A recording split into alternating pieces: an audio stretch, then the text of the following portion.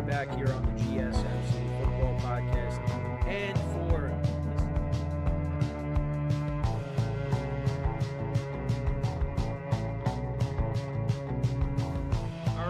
we are back here on the GSMC Football Podcast. And for the final.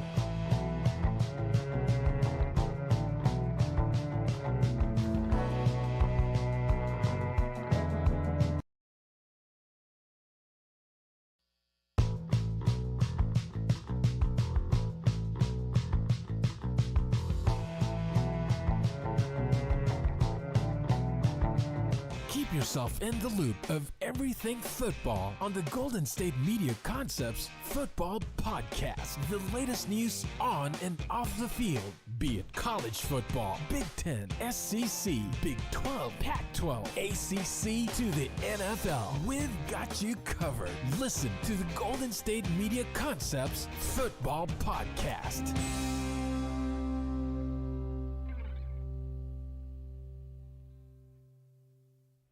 And welcome everybody to another edition of the GSMC Football Podcast, brought to you by the GSMC Sports Network. As always, I'm your host, Kenneth Grunfelder, and it's great to have you guys here on this Monday, October 21st.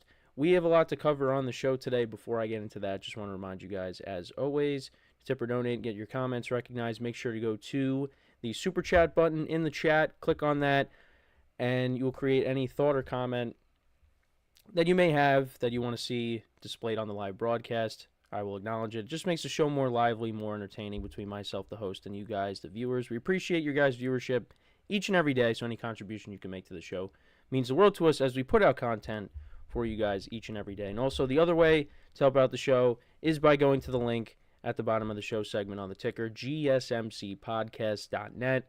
That is gsmcpodcast.net. So, let's get into what we are going to discuss for today. So we're going to start off the show. We're going to recap the Super Bowl rematch between the Chiefs and the 49ers. The Chiefs winning 28-18. We'll get into that in just a second. Then in the second part of the show, we will talk about Deshaun Watson. It's likely that he tore his Achilles, and if that's the case, he is going to miss the rest of the season. So we will get into that. We'll talk about the Browns-Bengals game as well. But, looks like another season-ending injury for Deshaun Watson. Then, in the third part of the show, we will get into talking about one of the best games from yesterday, Lions-Vikings. Lions winning on a late field goal by Jake Bates and moving into first place in the NFC North. So we'll get into that. And then we'll also talk about the other game that ended on a late field goal, Packers-Texans. We'll get into that. And then in the final part of the show, we will preview the Monday night games, Ravens-Buccaneers and Cardinals-Chargers, which will be on ESPN Plus, an ESPN Plus exclusive. So if you don't have ESPN Plus, find a friend, find a family member, find a random person off the street, and say, hey, you got ESPN Plus? I need it tonight. Well, then again, Ravens-Buccaneers, I think, is the better game, but like I said, it's an ESPN Plus exclusive. So, and it'll be on at 9 p.m. Eastern Time. So, but let's get into the first topic. Let's talk about this Super Bowl rematch from yesterday, shall we? So, both teams dealing with injuries. The Chiefs were down some receivers, of course. Rashee Rice out for the year. And Juju Smith-Schuster also was injured, and he had a big game before the bye week against the Saints. So, the Chiefs kind of had to piece it together. And for the 49ers, I mean, it's just injuries continue to plague them. Obviously, they have no McCaffrey, but there was no Juwan Jennings in this game yesterday. Deebo Samuel was dealing with a bit of an illness, and he only played 3 snaps. So he was a non-factor in this game. He went to the locker room and, he was on the sidelines the rest of the game in regular clothes. So, that hurt the Niners. And then Brandon Ayuk, late in the game, it looked like, I thought initially he just got the wind knocked out of him, but got his knee banged up, and it appears to be significant. Looks like it's going to be an ACL, and it looks like he's going to be out for the rest of the year. So the 49ers were down their top 3 wide receivers in this game. And the one positive I will say is Ricky Pearsall simply being back out there, made some plays, recovering, of course, from the gunshot wound. And that's why he missed, this portion of the season up until this point. So it was great to see him out there, but this was a mess of a game for the 49ers. The defense did the best it could to keep them in it. Patrick Mahomes didn't throw for a ton of yards in this game. He did have one play late for 34 yards where, it looked like it was going to be a minimal game, but he was able to, maneuver his way through down the sideline. And like I said, picked up a 34-yard gain on that play. But yeah, the Niners, this was a rough game for them. This was a rough game for Brock Purdy. Brock Purdy did not play well in this game. Had 3 interceptions on the day, which is not Brock Purdy-like. He usually does a good job at taking care of the football. Not here. And there were times during the game where you thought the 49ers were going to get it going, but they get down in the red zone late. Purdy throws a pick. It just was not great. Mahomes, he had a couple of interceptions in this game himself. Only passed for 154 yards in the game. And the Chiefs as a team, they ran the ball for almost 200 yards on this Niners defense. And I said that. The Niners have had a problem at stopping the run. Kareem Hunt had a good game, 22 carries for 78 yards and 2 touchdowns. Mahomes had a rushing touchdown. That was on 4th and goal. Mecole Hardman also had a rushing touchdown as well. The leading receiver in this game for the Chiefs was Noah Gray.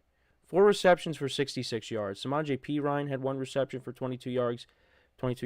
Xavier Worthy had 3 for 19. He was targeted 8 times. He got banged up in this game too, but he was able to come back in. I think he was being evaluated for a knee injury. Mahomes did miss him, though, on a deep pass. Worthy was open, and Mahomes just overthrew him. And that would have been big for me in fantasy. But, he missed him there. But the Chiefs' defense, only 1 sack in this game. Purdy did a good job at, avoiding the pressure in this game. Getting out of the pocket. He ran a little bit in this game. 27 rushing yards. He actually had 2 rushing touchdowns in this game. They were both QB sneaks. It was funny. The Niners radio broadcaster said the Purdy plunge. Yeah, so 2 rushing touchdowns for Purdy. If you have him in fantasy, that at least kind of saved his day. He still finished with like 17 fantasy points, but again, was not great. 17 of 31, 212 yards, no touchdowns, 3 interceptions. Not good. Niners defense, 2 sacks on the day. It just was not a good day for them. George Kittle was the leading receiver, 6 receptions for 92 yards. And to kind of go through the drive summary, so Niners punted to start the game. Chiefs turned it over on downs, and that was big for the Niners. And then immediately Brock Purdy throws a pick. Then Mahomes throws a pick. Then they both punt. Niners actually do go up 3-0. Using another kicker, Carlson, the Carlson that used to play for the Packers, 55-yard field goal he kicks. And obviously we'll get into the Packers-Texans game later on. But then the Chiefs answer. They go 7 plays, 70 yards down the field. Some chunk plays, 20 yards to Noah Gray. Mecole Hardman, 20-yard run. They get down to the 49ers' 1-yard line. Kareem Hunt from 1 yard out scores to make it 7-3.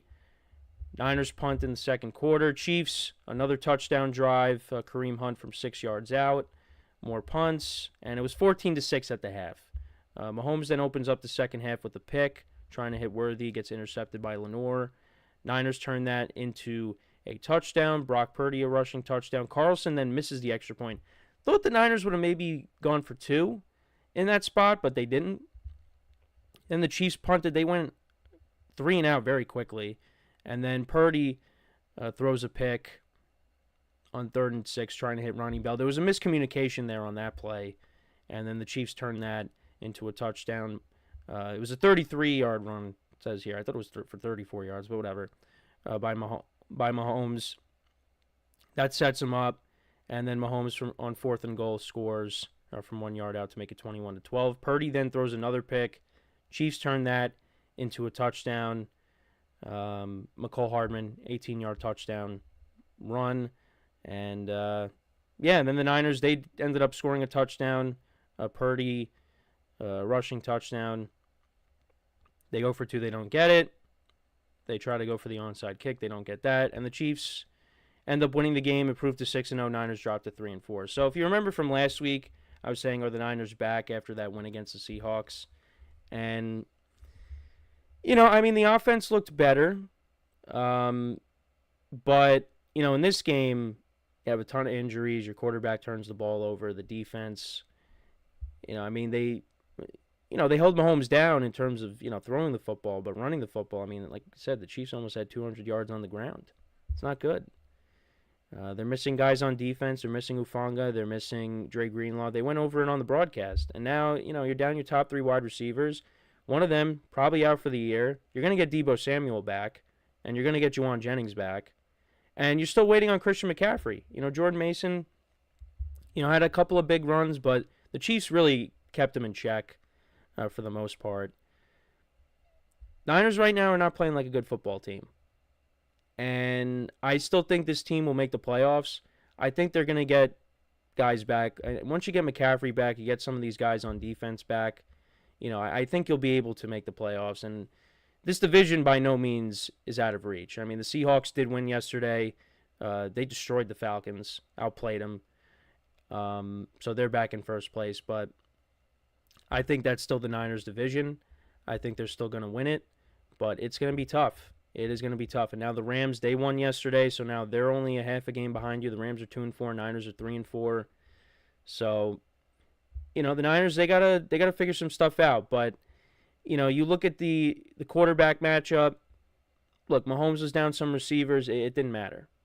For Brock Purdy, it really impacted his game. And like I said, he does a good job at not turning the ball over. Yesterday he did. It was against a good defense. And we saw, and I was thinking back to the game against the Ravens on Christmas last year. Brock Purdy had, I think, 3 interceptions in that game. So it's just, the 49ers, there are very, when they're right, there are very few teams that they lose to. Because that's how good they are. They're one of the top teams in the NFL. But when they go up against the Chiefs, the Chiefs are, that's why the Chiefs are in a class of their own. They just find ways to win. And, it wasn't, offensively, they weren't great throwing the football, but running it, they were effective, and they play really good defense. So, they still are undefeated. And we'll see if a team does knock them off. Who is their first loss going to be to? I still don't think they're going to go undefeated, but it's possible they do. And they get back to the Super Bowl. We'll see. But we got a long way to go. But the 49ers have a lot of problems. And next week they take on the Cowboys on Sunday Night Football. And I think the 49ers should win that game, but it's not a gimme this time. It's going to be tough. Because they don't look like the same team that they were last year. That's for sure. For many different reasons.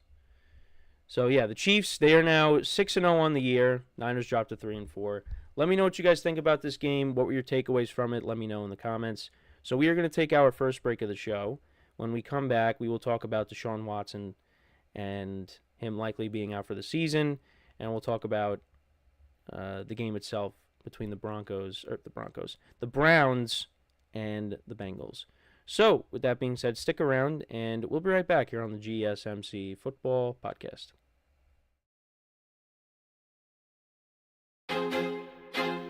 I feel like I'm losing my mind.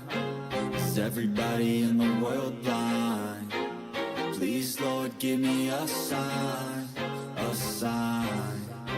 I feel like I'm losing my mind. Is everybody in the world blind? Please, Lord, give me a sign, a sign.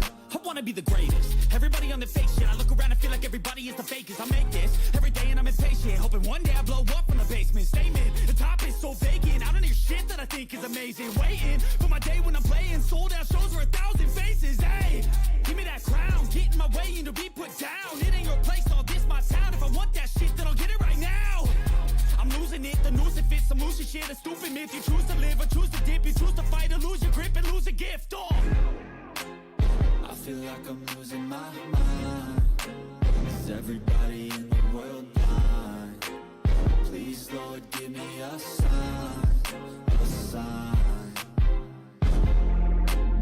I feel like I'm losing my mind. Is everybody in the world blind?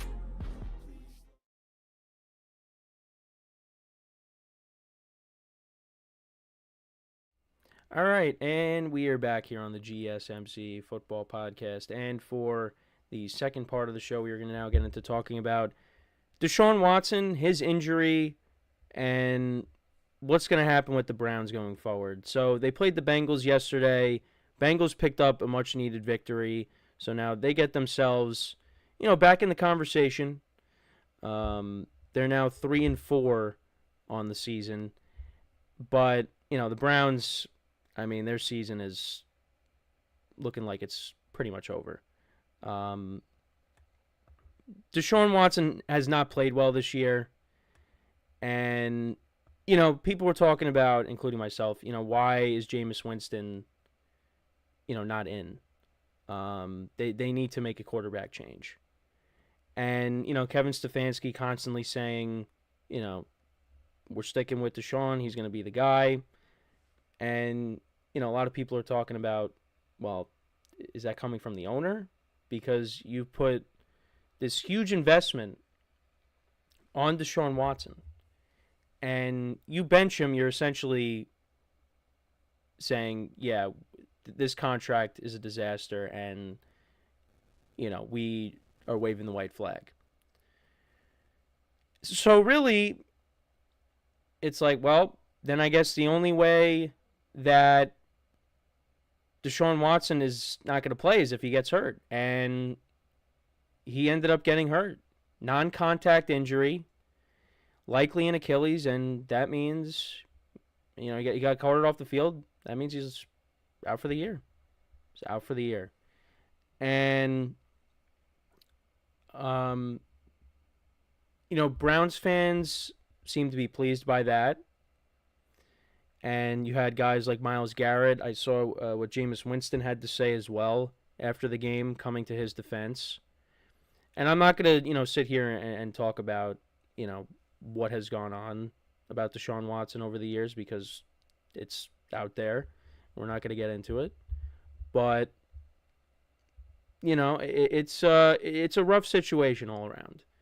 And for me, the Browns, they thought when they acquired Deshaun Watson, they thought that they were going to be getting the quarterback that we saw in Houston that played really well, was one of the best quarterbacks in the NFL for those years. And it's just so much stuff has gone on, and, they gave him this big contract, and he just has not lived up to it, and he's never going to live up to it. I don't know what the Browns are going to do, because, again, you got this contract on your hands, and he's likely out for the year again for the second year in a row. Now, he played a few more games, but it really doesn't matter. They're 1-6. They are 1-6. And they're going nowhere. They are going nowhere this year. I had them winning 10 games because I thought with this team, and you get Nick Chubb back, they'd be good enough to, finish with the winning record. And I thought Deshaun Watson, would be inconsistent at times. I thought he would put together some good games, and then there'd be some bad games. Well, he never had a game where he threw for over 200 yards. It just never happened. And then, you have Amari Cooper being traded, and that kind of signaled that, yeah, maybe, we're kind of giving up on the season. He went 15-17 for 128 yards yesterday. Then DTR comes in. He goes 11-24, 82 yards, no touchdowns, 2 interceptions. Then he hurts his finger, and Jameis Winston, who actually got demoted to the third string, but actually he was the emergency quarterback. So he had to come in, and he threw a touchdown. He threw a touchdown to David Njoku. Final score ended up being 21-14 Bengals. And it's like, well, who's going to be the starter now? Is it going to be Jameis? Is it going to be DTR? I will be at Browns-Ravens next week. So I hope it's Jameis, but we'll have to wait and see on that. But yeah, this Browns season has just been a disaster. And, you know, this kind of put a damper on Nick Chubb's return, because Nick Chubb, you know, after his long road back, he scores a touchdown. Didn't have a big game, but he did score the touchdown, which was awesome to see. You know, and hopefully, you know, from here on out, you know, it gets better and better, and at least could give Browns fans something to be excited about. You know, just having Nick Chubb back on the field is great, but you lose Deshaun Watson, and you know, who knows? I mean, we'll see how the offense looks, you know, with either DTR or Jameis. The Browns are still dealing with injuries, and this looks like the team that's going to finish in last place. The Steelers, I mean, they won last night. We'll get into that game tomorrow, the Jets-Steelers, because there's a lot to talk about with that. I'm sure I'm going to hear about it in my production meeting, you know, being the Jets, you know, the Jets spokesperson, being optimistic about the Jets. But that's for tomorrow. With the Browns here, yeah, I mean, they're the last place team right now. Bengals, you know, put together 2 wins in a row. You know, they're getting themselves back in the conversation. You got the Steelers and the Ravens at the top of the division. Ravens play tonight. I mean, the Browns season's basically over.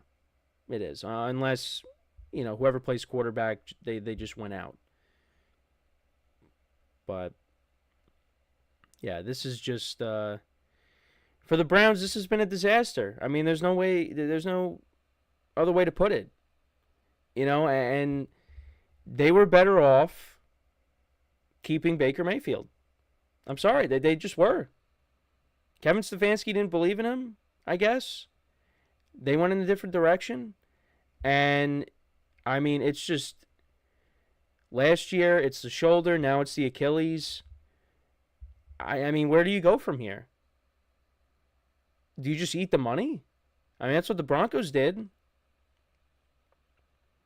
You know, I mean, you're likely going to be a team that's, you know, picking in the top 10. If you keep losing games, you know, I could still see the Browns. Like, I feel like the Browns still have a roster that's good enough to win some games. You know, I mean, whoever plays quarterback, if it's DTR, if it's Jameis, I mean, I don't see them finishing with 1 win on the season. I don't see that happening. But, I mean, what do you do? What do you do if you're the Browns? I really don't know. Because Deshaun Watson, even before the injury, was not playing well. But you have this huge investment in him. Like I said, the Broncos moved off of Russ. Browns could definitely do the same thing with Deshaun Watson if they wanted to. It's just you're going to have to eat the money. So, it's a very tough situation. Obviously, you don't want to see guys get hurt. I mean, injuries just continue to plague this season. I mean, I know I kept saying it before the year started. Let's hope for not as many injuries as last year, but it doesn't matter. It's injuries are inevitable. But yeah, it's just for the Browns. Quarterback continues to be a problem, and I really don't know where they go from here, honestly. Like I said, it's either going to be Jameis, it's going to be DTR. Go outside the organization, bring somebody else in. But yeah, their season is pretty much over. That's a team that I just don't see them getting back on their feet and making a run. And this is why fans wanted Joe Flacco to stay. I mean, Joe Flacco came in late in the year last year, and he propelled them to the playoffs. The Browns won 11 games last year. Just think about that. They won 11 games last year with 5 different starting quarterbacks. Again, Jeff Driscoll, he started the last game of the season, but still, 5 different starting quarterbacks. This team right here won 11 games last year with no Nick Chubb either. And now they're 1-6. They are 1-6 on the season. Their only win is against the Jaguars, who got a win yesterday against the Patriots. Not a good football team. And we'll see how the rest of the season plays out. Are changes on the way? Because you got to remember, Kevin Stefanski, right, won Coach of the Year. Coach of the Year he won last year. And now, I mean, this team might win what? 4 games? 5 games? Let's look at their remaining schedule. Let's see. But again, we don't know who the starting quarterback's going to be going forward. If it's Jameis, if it's DTR. So they got the Ravens next week. That should be a loss. Home against the Chargers. Look, the Chargers are not a bad football team. They play good defense. They run the football well, although I hope they don't run the football well tonight because I'm going against J.K. Dobbins. I hope he does nothing tonight, but that's besides the point. Those look like 2 losses. Bye week at the Saints. The Saints are not a good football team right now. Maybe they could win that. Home against the Steelers, that's a divisional game. Could win that, but, the Steelers right now are playing good football. Could be a loss. At the Broncos, Broncos play good defense. Broncos beat them last year, although that was with Russ. At the Steelers again. Home against the Chiefs. At the Bengals. Home against the Dolphins with Tua, most likely. And then at the Ravens. Not a lot of wins there. You're looking at, I mean, they could be reverse of last year. They could be 6-11. 5-12. 4-13. There's not a lot of wins there. There's more losses. There's more losses there. So I don't know. We'll see what they end up doing at quarterback, but it's just not looking good for them. For the Bengals, though, Joe Burrow didn't throw for a ton of yards yesterday. They didn't run the football great. T. Higgins and Jamar Chase both had touchdowns. A couple of interceptions in the game. The defense, 4 sacks. Bengals are starting to play better, although they beat the Giants and the Browns, 2 of the worst offenses in the NFL. So, now they play the Eagles at home, which is a big game. They got the Raiders after that. I mean, they could definitely get back to 500. And we'll talk about the Eagles-Giants game tomorrow. And Saquon's return, of course, played really well. I mean, are we surprised by that? No. But we'll get into it. We'll talk about it tomorrow. So, Bengals could get back to 500, and then they go from there. But, for the Browns and their fans, it's looking like another rough season. And for the Bengals, they might be turning things around. But yeah, let me know what you guys think about the injury of Deshaun Watson. What do you think they should do? Should they bring in a quarterback?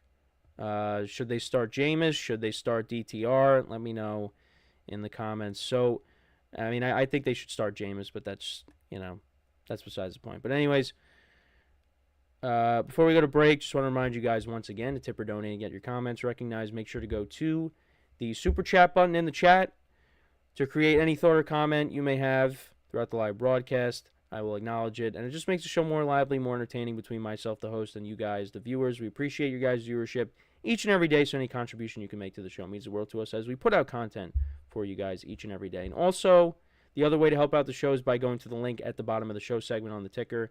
And once again, it's not being shown on the ticker every time I do this. The link is GSMCpodcast.net. That is GSMCpodcast.net. So when we come back from our next break, We will talk about the epic matchup game between the Lions and the Vikings. The Lions winning on a late field goal. We'll get into that. We'll talk about it when we return from our next break. So with that being said, stick around, and we'll be right back here on the GSMC Football Podcast.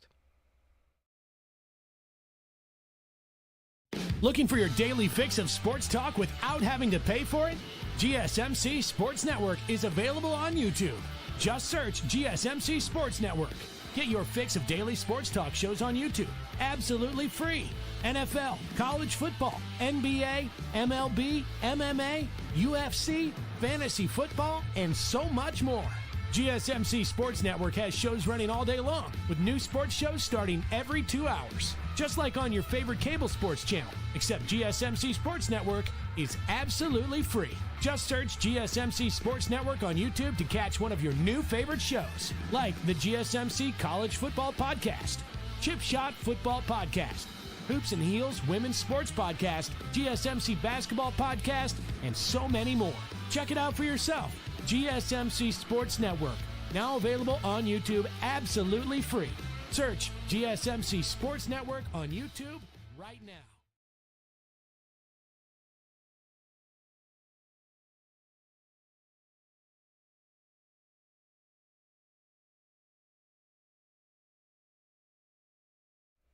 All right, and we are back here on the GSMC Football Podcast, and for the third part of the show, we're going to now get into talking about the huge NFC North matchup that took place yesterday between the Lions and the Vikings. The Lions squeaking by and winning 31-29. It's an unbelievable game. Twists and turns came along with it, so let's get into that matchup. So obviously the Vikings were coming in one of the 2 undefeated teams that were remaining until they did end up losing. And the Lions only 1 loss on the year, and that was to the Buccaneers. And obviously there was no Aiden Hutchinson in this game, suffered that gruesome leg injury last week against the Cowboys. And, they did miss him in this game. But the Lions were still able to pick up the win. And early on in the game, and the Vikings, look, they have beaten some good teams this year. They have. They are a good team. This loss does not discount them. I mean, it's going to knock them down in the power rankings. Spoiler alert for Wednesday's power rankings. But this Vikings team is still very good. The Lions are a very good team. And my friend just said it in our sports chat.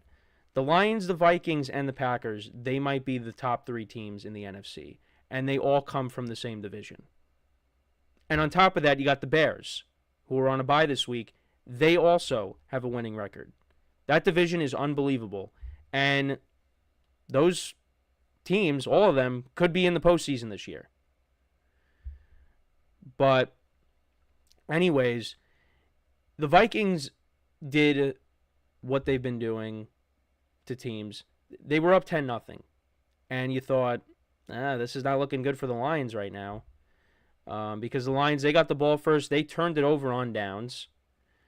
And then Aaron Jones scores a 34-yard touchdown. And there was nobody in sight. The defense went one way, he went the other. And, he scored a very easy touchdown. It was from 34 yards out. Because the Lions, they went for it. They tried doing a fake punt, and it just ended up not panning out.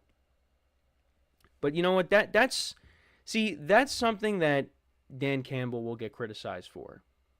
And this is what got him in trouble in the NFC Championship game. Maybe being a little too aggressive. But they're going to continue to do that. So, like I said, Lions turned it over on downs. Vikings turned that into 7 points. 7-0 Vikings. Lions then punt on their next drive. So 2 very quick drives. Vikings then turned that into a field goal. 57-yard field goal. So like I said, 10-0 Vikings. And you thought, here we go. Looks like the Vikings might dominate. And that was not the case. The Lions did put together a touchdown drive. 5 plays, 69 yards. An awesome touchdown run by Jahmyr Gibbs, juking out a defender, 45 yards out, and that made it 10-7. And the Vikings have done a good job at stopping the run. But, going into this game with Jahmyr Gibbs and David Montgomery, it was going to be tough to stop that rushing attack. And David Montgomery actually did get hurt in this game. Didn't have a rushing touchdown for the first time this year. But, the Lions' running game made plays when it had to. Vikings then punted, and then before you know it, the Lions on top. Jared Goff, who played very well once again, connected with Amon-Ra St. Brown for a 35-yard touchdown, so that made it 14-10. Then Sam Darnold on the next drive, he gets intercepted trying to hit Jordan Addison, gets picked off by Brian Branch. Lions then turn that into a touchdown drive. 25-yard pass play to Sam Laporta in that drive, and Jahmyr Gibbs once again scores a rushing touchdown from 8 yards out. And the Lions were up 21-10 at the half, and then I thought, all right, well, looks like this game has swung in the favor of the Lions. But Vikings came out in the second half, 9 plays, 80 yards down the field. Darnold connected with Justin Jefferson for a 25-yard touchdown, so that made it 21-17. Lions then responded with a touchdown of their own. Goff connected with Khalif Raymond for a 21-yard score, so that made it 28-17. Vikings then kicked a field goal, so it was 28-20. Punt by the Lions in the fourth quarter. Vikings kicked another field goal that was set up by a 51-yard pass play to Jordan Addison. So, yeah, it was 28-23. Then the Lions ended up fumbling. David Montgomery fumbles.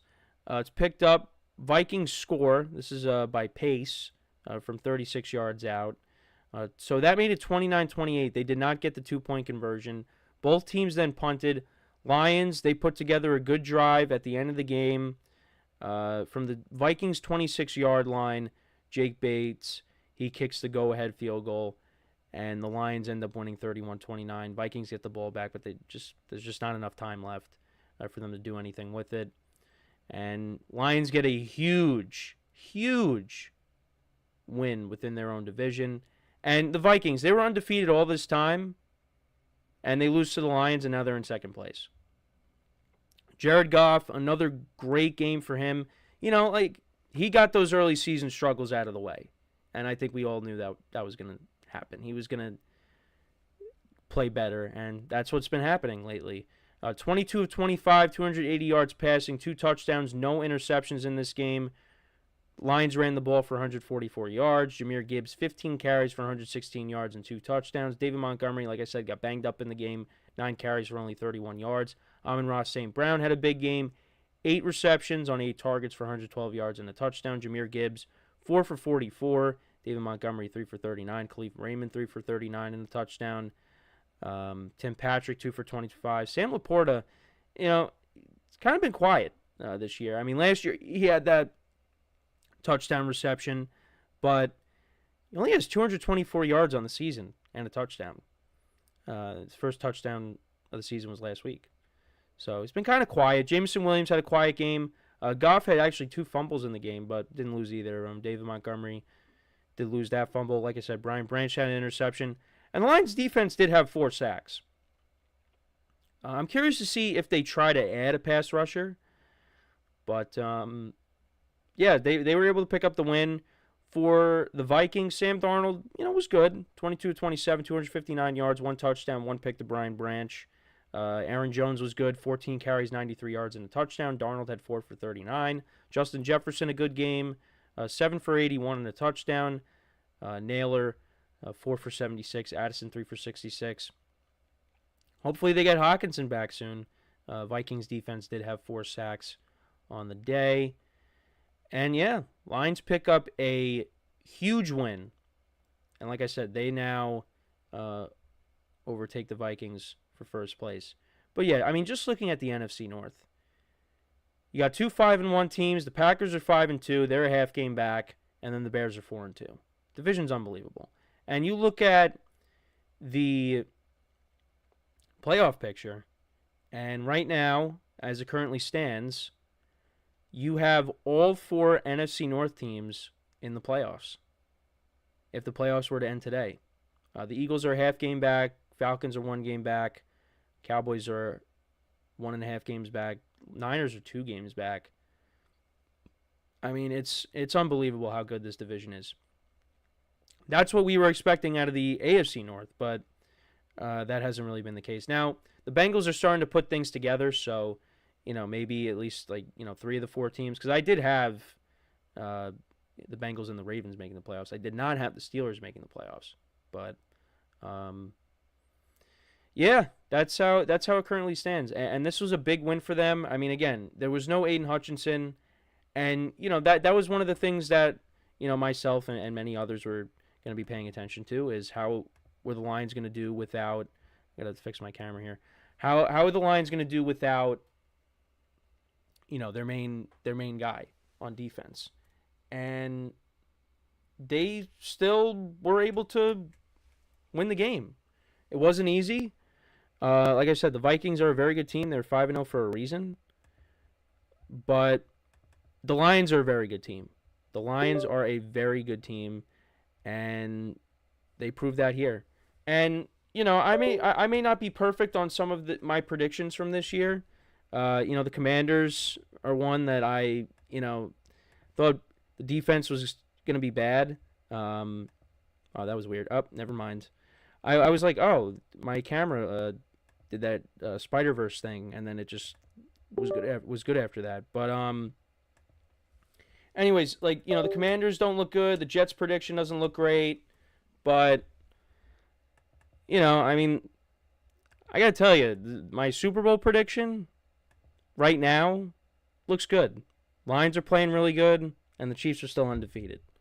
So, as long as that ends up being right, anything else that happens, it is what it is, in my opinion.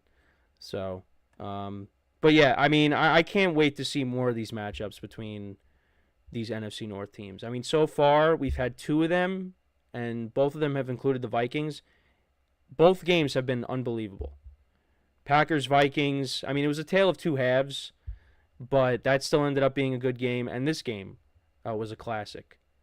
And Jake Bates, from the UFL, kicking big field goals. And I thought, first, when he kicked that, because he had a Vikings player jump over the pile, I thought it was going to get blocked. Then he kicks it, and I see it looks like it's going to go wide left, and then it ends up curving back in, and they end up getting it, and they win the game.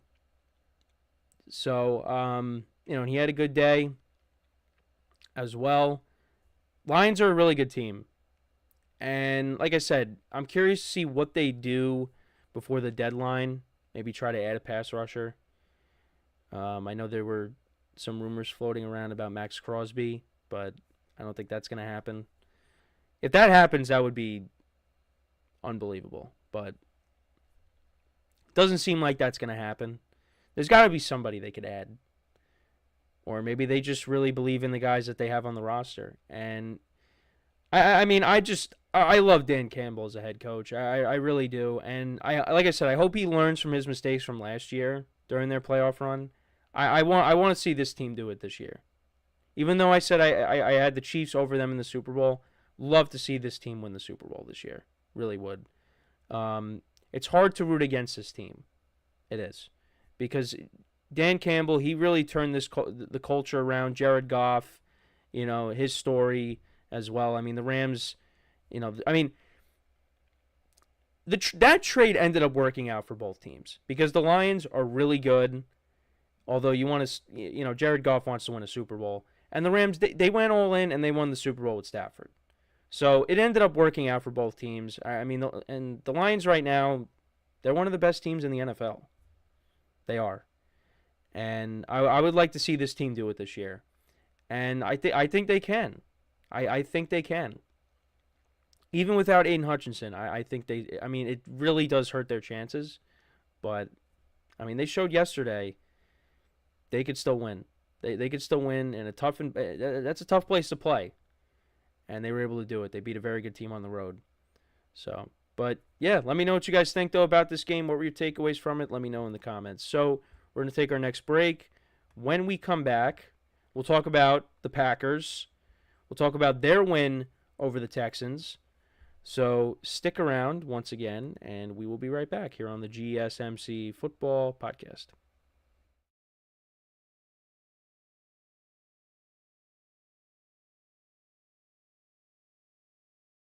For the best and latest podcasts available anywhere, go to the podcast app on your cell phone and type in GSMC to access free content-rich podcasts on health and wellness, book reviews, sports, entertainment, relationships, social media, movies, technology, finance, and even weird news. Subscribe and download the GSMC Podcast Network's family of shows, available everywhere podcasts are found.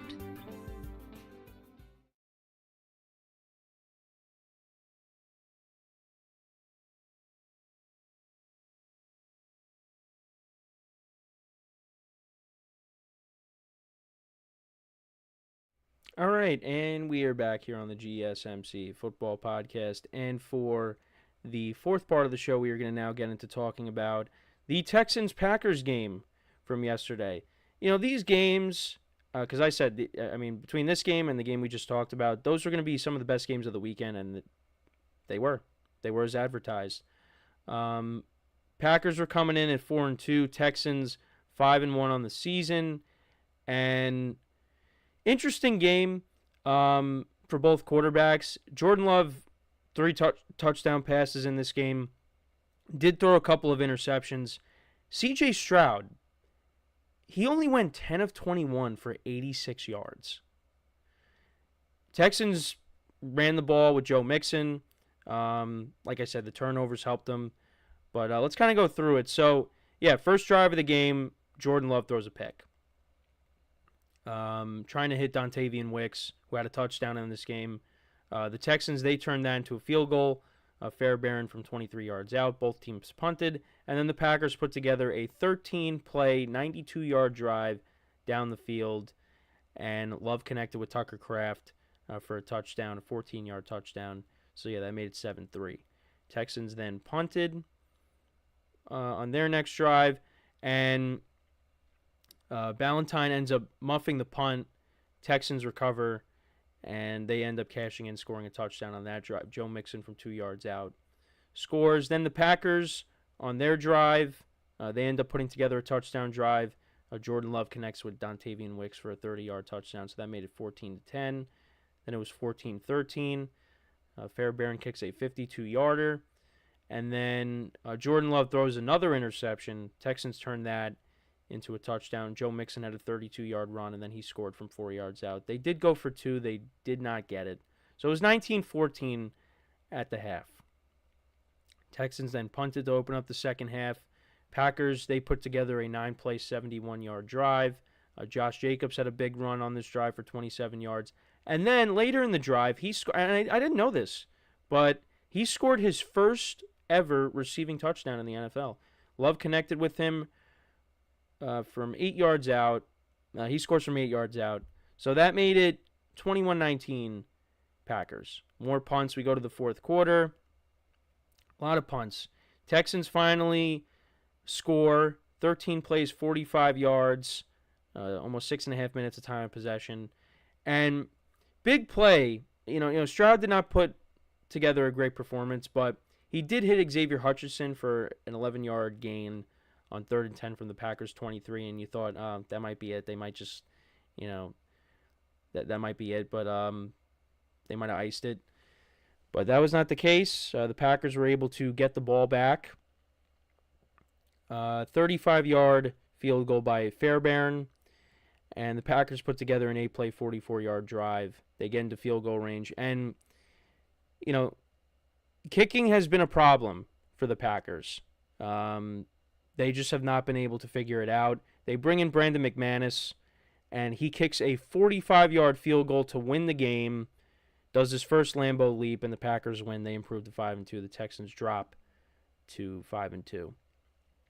Texans were down some guys on defense. Their leading receiver in the game was Dalton Schultz. 1 reception for 28 yards. And, they did rely on the running game, and Joe Mixon has done a great job running the football. But you'd like to see more out of C.J. Stroud. And he wasn't getting good protection from his offensive line. Packers defense played really well yesterday. At least, rushing the passer. Stopping the run was a problem. But the Packers, they finished with 4 sacks on the day. You had 2 from Eric Wilson, the linebacker. 1 from Xavier McKinney. He was just unblocked. They did not pick him up. He sacked Stroud. And then Rashawn Gary also had a sack in this game as well. Quay Walker, he got hurt in this game. And he's a key guy when it comes to stopping the run. Romeo Doubs had a good game for the Packers, 8 receptions for 94 yards. Dontavian Wicks, 3 for 48 and a touchdown. Tucker Kraft, 3 for 33 and a touchdown. Josh Jacobs, 5 for 16 and a touchdown in this game. Jaden Reed, only 2 for 10. Christian Watson, 1 for 9. Jordan Love, 24 of 33, 220 yards. Like I said, 3 touchdowns, 2 picks. The interceptions continue to be a bit of an issue, but, he continues to throw touchdown passes.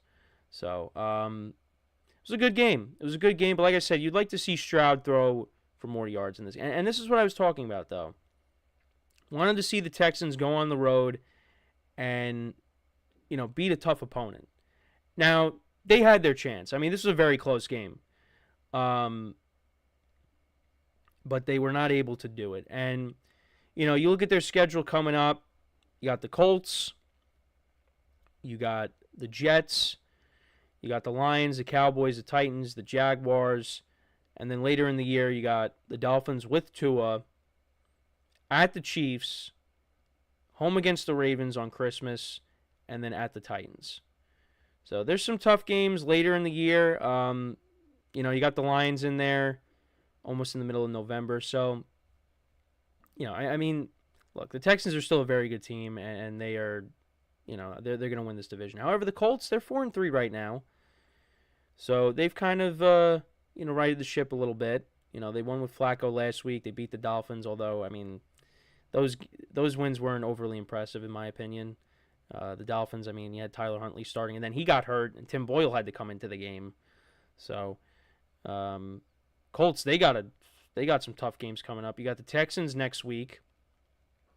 Then they're at the Vikings, home against the Bills, at the Jets, home against the Lions. So, that's a tough stretch for the Colts. I still think the Texans, it's their division. So, for the Packers, they play in the toughest division in football. They already lost to the Vikings, but they take on the Jaguars next week, which I think they should win that, so that should get them to 6-2. But then, you got the Lions at home, bye week, at the Bears, and then home against the Niners. So, they got some tough games coming up as well. But, it was a good game. It was as advertised, like I said. 2 young quarterbacks. I wouldn't be surprised if we saw those 2 teams square off in the Super Bowl. That would be a great game. But, like I said, it's games like that do make me pause when it comes to C.J. Stroud. I think C.J. Stroud is one of the best quarterbacks in the NFL. I think he's a top 5 quarterback. I'd have to really go through it though. But if he's not top 5, he's just outside the top 5. He's a very good quarterback. But it's games like this where you're just like, you want to see more out of him. Like, again, made some good throws. Like I said, the throw to Hutchinson at the end of the game where you thought, the Texans are probably going to win. That was impressive. But, only 86 yards passing? That's unacceptable. Also, Jair Alexander and Stephon Diggs got into it before the game. No love lost there between those 2 guys. Obviously, Diggs used to play with the Vikings, so, those 2 know each other well. Diggs really didn't do anything yesterday. I thought he would have had a big game because of that. The Texans, they do miss Nico Collins. Also, Tank Dell did nothing in the game yesterday either. The Texans do miss Nico Collins. They got to get him back. But, at least you have Joe Mixon who continues to run the football well for this team. He's playing some good football. They leaned upon him yesterday, and he was able to have a good game. But you gotta see more out of your quarterback. And obviously, he's going to have good games, but, it's also going to have some bad games as well, and that's what happened yesterday. Again, only 86 yards passing? Really? But it happens. It happens. But the Texans are 5-2. They're still a very good team. And, they were missing some guys on defense, like I said. So let's see what happens next week. But, let me know what you guys think, though, about this game. What were your takeaways from it? Let me know in the comments. For the Packers, another win. Another win for them. And, let's see what they do next week when they take on the Jaguars. So, when we get back from our final break, we're going to talk about the Monday night games. We got 2 of them tonight, of course. The ESPN Plus exclusive, the Chargers and the Cardinals. And then, of course, you have the Buccaneers and the Ravens. So, 2 games left, and then we are on to Week 8. But I also want to bring up that a little bit shorter of a week for me. So, I will be doing shows today, tomorrow, Wednesday, and Thursday. No show Friday. I will be flying out to Ohio. I will be at Ohio State, Nebraska on Saturday. And then I will be in Cleveland on Sunday to watch the Browns take on the Ravens. And we'll see who ends up starting at quarterback for them. And then there will be no show. There's going to be no show Monday either. So I'll be back on Tuesday. So only a little bit shorter of a week this week. Monday through Thursday there'll be shows, and then no show Friday, no show Monday, and then I will be back on Tuesday. So I just wanted to bring that up. So again, hopefully you guys don't miss me too much. Not an extended period of time, just 2 shows, 2 days. I won't be around, but that's all right. That's all right. But I'm gonna make sure that I take some videos. I'll definitely gonna try to take a lot of pictures as well. Looking forward to it. Should be a good time. It's going to be different. It's going to be different to see, different stadiums, because I'm just accustomed to seeing, all the stadiums here on the East Coast, being at a bunch of Yankee games. Yankees-Dodgers World Series. That starts on Friday, which I cannot believe it. It was a crazy series the Yankees had with the Guardians. But they came out on top, and a lot of people get the World Series that they've been wanting for years, Dodgers-Yankees. So, and then of course, the NHL is underway. You also have the NBA is going to be starting as well. So, we're going to have that sports equinox. So that's going to be great. Sorry, I went off on a little bit of a tangent there. So we're going to take our final break of the show now. When we come back, we will talk about both Monday night games tonight. I'll give you my picks, and that is how we will end off the show for today. So for one final time today, stick around, and we'll be right back here on the GSMC Football Podcast.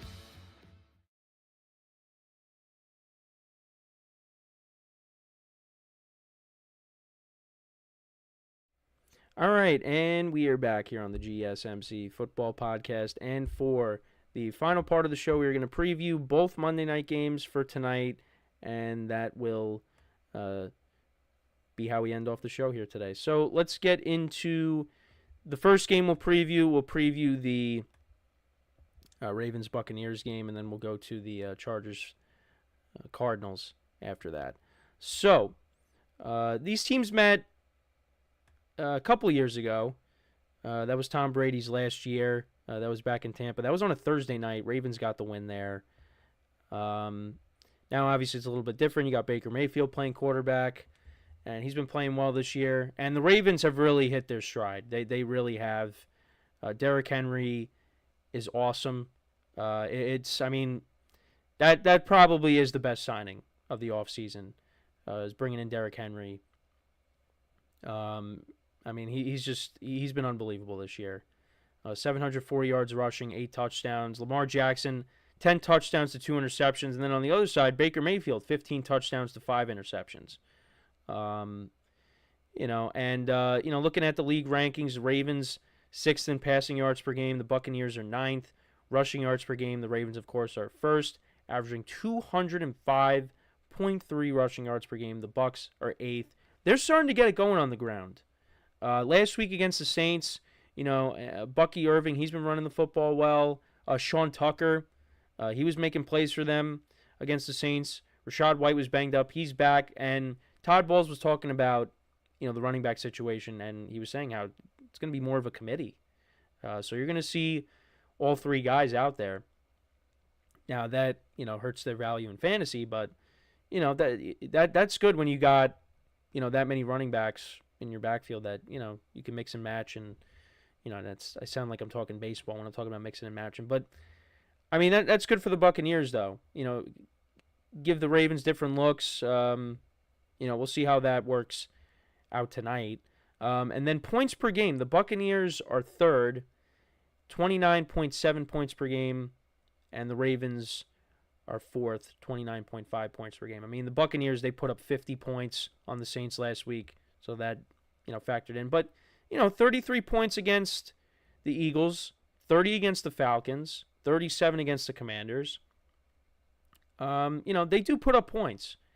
And, I do expect this game to be competitive. I do feel like, though, the Ravens are the better team in this matchup here. And then on the defensive side of the ball, against the pass, both teams are at the bottom. The Ravens are 32nd, giving up an average of 298.2 passing yards per game, and the Buccaneers are 29th, giving up an average of 272.3. And then against the run, Buccaneers are 13th. The Ravens are the number 1 team at stopping the run. They're holding teams to 59 rushing yards per game. So we'll see, this Buccaneers running game, like I just talked about, match up against the number 1 rushing defense. Points allowed. The Buccaneers defense is 20th. Ravens are 24th. So, and the Bucs, like I said, Baker Mayfield's playing well. Mike Evans, was kind of iffy going into this game, but it looks like he's going to play. He was on the Rich Eisen show, and he was saying that, he's going to play. Chris Godwin, he has been unbelievable this year. He's been playing really well. And, again, he's another guy that I hope doesn't really do anything tonight because I'm going against him in fantasy. But he's been playing well. And, Baker Mayfield's been playing well. And the Bucs, getting guys back on defense, you hope. But we'll see. It's going to be tough to stop the Ravens offense, though, tonight. The Bucs are going to have to match what the Ravens do. I expect Derrick Henry to have a big game. And the Bucs are a 3.5-point underdog. I think the Ravens do win, and I think they do cover the number. I just think they are the better team. And, for the Bucs, what's interesting is this NFC South, because the Panthers, they got blown out yesterday by the Commanders, and Jane Daniels got hurt in that game. Marcus Mariota finished up the game, and he played well. The Panthers, they're out. The Saints, they look like they're out. With all the injuries, in that Thursday night game against the Broncos, that was tough to watch. And then you got the Falcons, who you thought turned the corner, and now they did not play great against Seattle. Kirk Cousins did not play well either. So the Bucs, look at them and you say they could be, the favorites. for this division right now. I mean, it's still between them and the Falcons. It's by no means that they're a lock, but if the Bucs can win tonight, that would be huge. That would be huge going forward. And like I said, they got the Chiefs on the schedule. They got the Niners. They got some tough games coming up. They got the Ravens this week. They got the Falcons next week at home. Then at Arrowhead on a Monday night, and then home against the Niners. Those are some tough games. So, if they could go 2-2, that would be huge for them. That would be huge. And then out of the bye week, you got 3 easy games. You got the Giants, which, I think Giants have a good defense, but they can't score. Panthers they should beat. Raiders they should beat. At the Chargers is going to be tough. They play the Cowboys, which, I think they should win that game, but who knows. Panthers at home, and then the Saints at home. So I like the Bucs right now. They're they got a really good shot to win this division. But the Falcons they have some tough games on their schedule. They got the Vikings in there. I'm looking at right now. The Chargers. You got the Bucs next week. So we'll see. It's going to be a close race, but that's who it's going to come down to, is those two teams. So, but yeah, tonight, like I said, I like the Ravens. You guys know me, like Baker Mayfield a lot, but I think the Bucs fall short here tonight. I like the Ravens to win. I'm going to say 27-20 is the final score. Like I said, I think the Bucs will put up points. I think, this will be close, but Ravens, I think, are the better football team, and I like them to win this game here. So I got the Ravens. Then we move on to the second Monday night game, and that is between the Chargers and the Cardinals. Cardinals losing last week to the Packers.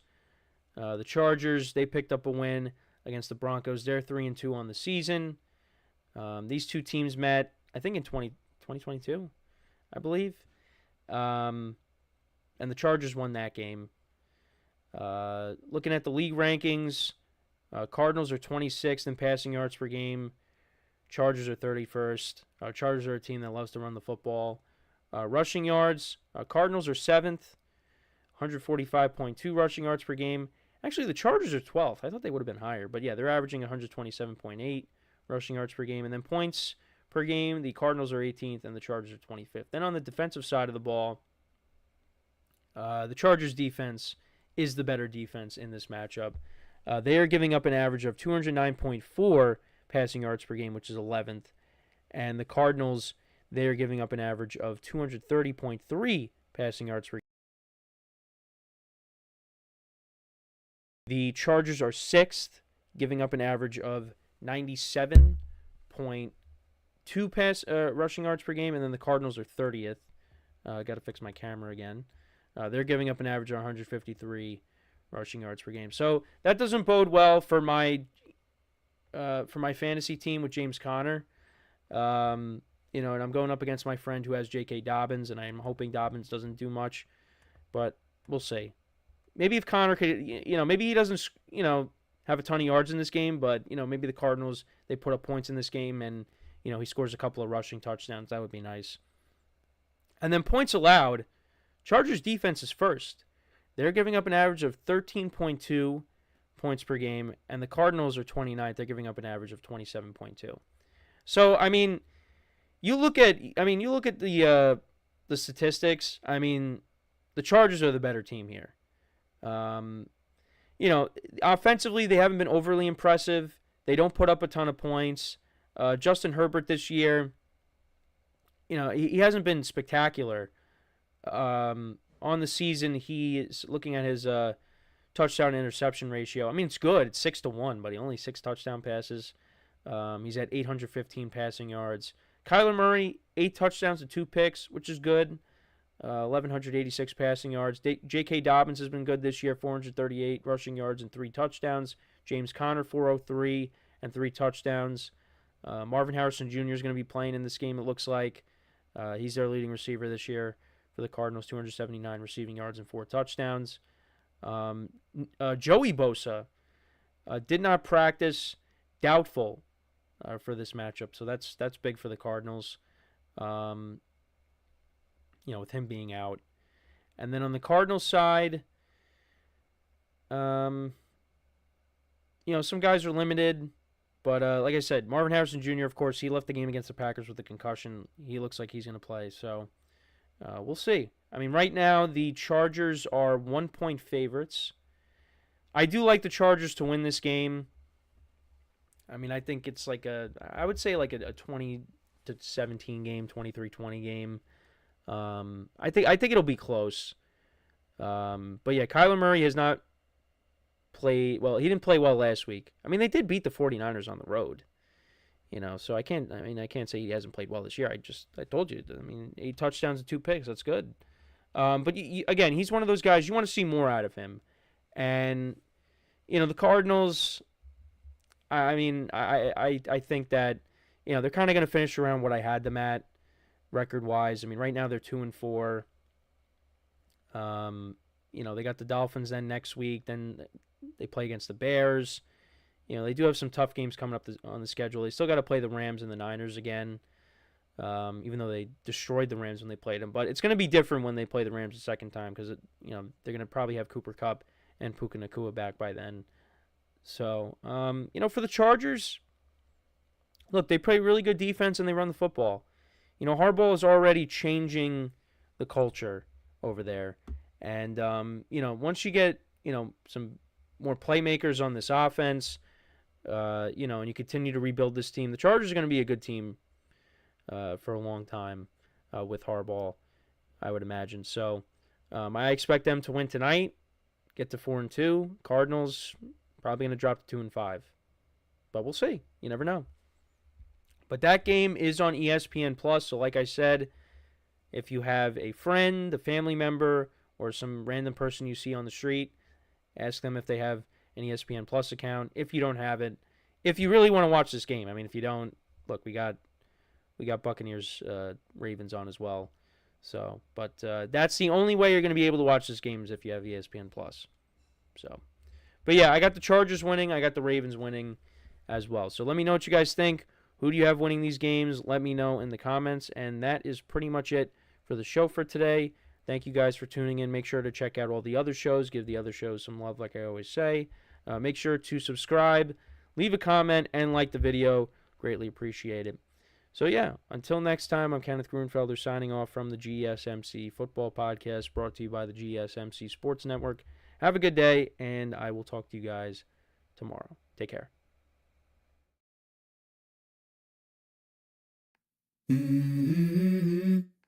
Mm-hmm. Mm-hmm. Let's go. I wake up to a little bit of drool on my pillow, feel like it's gonna be a bad day. Yeah, I'm tired of shit, and the coffee ain't hit yet, damn, ain't that great.